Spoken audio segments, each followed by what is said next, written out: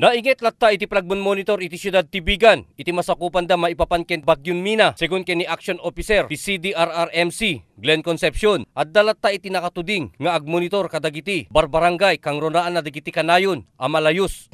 Ti City Disaster Risk Reduction Management Council ti Bigan, ket continuous ti monitoring mi, sipod pa lang idi nang rugi, di nang signal number 1. Then di kalman ken di past 2 days na kay 24 hours ti tao di jay.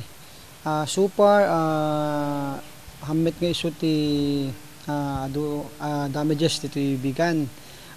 Ti recorded lang, ti reported connected di can confirm di jay na damage gaputi dati alawig di ipo-ipo dito barangay Pantay Daya ken Ayusan Norte. So 11 nga houses di jay. Di Pantay Daya ti ado ti na damage, ta upat nga balay ti entiramente nga na nitayab di bubongda, na damage si bubongda, ken di duman ket partially damaged di balay. So kasi na po Diyos sa ti casualty tayo hindi jay. Then nagkamet ti na dumaduma nga natayo nga relief nga naggapo ti city government, hindi palaing na minsan hindi nakapasamak di jay yan. Nikanda ti relief goods, tapos nikanda pa ti kung nato nga ules. Segun ken kuana, awan met iti report nga casualties nga lumugar iti siyudad ti Bigan, na kunanapay nga awan met iti nagproblemaan da kadagiti fish cages kapwanan tanay bagaanda met nga insigida iti apaman anamwanda nga daumay nga bagyo. Bale di pala na minsan nagikat ti kuan city government and the engineering office nag-clearing dan.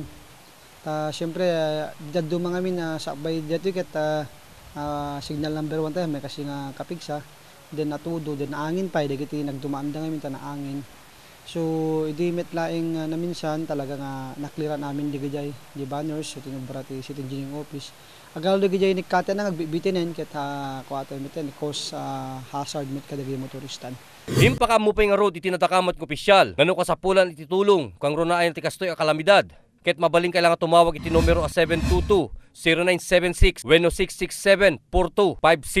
Tapno may kanda kay latta iti nananay at tulong. Iti city government laloon iti sektor ta agrikultura at continuous iti monitoring tapno makita nga nalaing no met latin yang epekto na kadagiti agriculture sector tayo. So far, the report from the City Agriculture Office nga nagapumit na field ket awamet niya nga damages ti agriculture tayo. Para iti Press Corps, Ryan Pardo.